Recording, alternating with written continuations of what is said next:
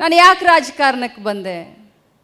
ಎಲ್ಲರೂ ತಮ್ಮ ತಮ್ಮ ಮನೆ ಬಾಳೆ ಮಾಡಿಕೊಂಡು ತಾವಾಯಿತು, ತಮ್ಮ ಮನೆ ಆಯಿತು, ತಮ್ಮ ಜೀವನ ಆಯಿತು, ಮಕ್ಕಳ ಭವಿಷ್ಯ ಕಟ್ಟೋದಾಯಿತು, ಮಕ್ಕಳ ಮದುವೆ ಮಾಡಿಕೊಡೋದಾಯಿತು, ಮಕ್ಕಳನ್ನ ಇಂಜಿನಿಯರ್ ಮಾಡೋದಾಯಿತು, ಡಾಕ್ಟರ್ ಮಾಡೋದಾಯಿತು ಅಂತ ತಮ್ಮ ತಮ್ಮ ಪಾಡಿಗೆ ತಾವು ಹೋಗ್ತಾರೆ.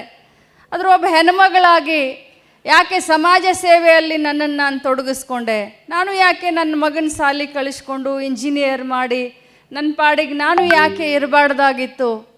ಆದರೆ ಏನೋ ಒಂದು ಸಮಾಜದಲ್ಲಿ ರಾಜಕಾರಣ ಮಾಡಬೇಕು ಅಂತ ಒಬ್ಬ ಹೆಣ್ಮಗಳಾಗಿ ನಾನು ಬೆಳಗಾವಿ ಗ್ರಾಮೀಣ ಕ್ಷೇತ್ರದಲ್ಲಿ ಒಬ್ಬ ಶಾಸಕಿ ಆದಮೇಲೆ ನಿಮ್ಮ ಪಾಲಕರ, ನಿಮ್ಮ ತಂದೆ ತಾಯಿಗಳ ಆಶೀರ್ವಾದದಿಂದ, ನಿಮ್ಮ ತಂದೆ ತಾಯಿಯಂದರು ನನಗೆ ಮತದಾನ ಮಾಡಿದ ಮೇಲೆ, ಒಬ್ಬ ಶಾಸಕಿ ಆದಮೇಲೆ ಹೆಗಲ ಮೇಲೆ ಜವಾಬ್ದಾರಿಯನ್ನು ಹೊತ್ಕೊಂಡು ಮೊದಲನೆಯ ಆದ್ಯತೆಯನ್ನು ಶಿಕ್ಷಣಕ್ಕೆ ಮತ್ತು ಆರೋಗ್ಯಕ್ಕೆ ಕೊಟ್ಟೆನು.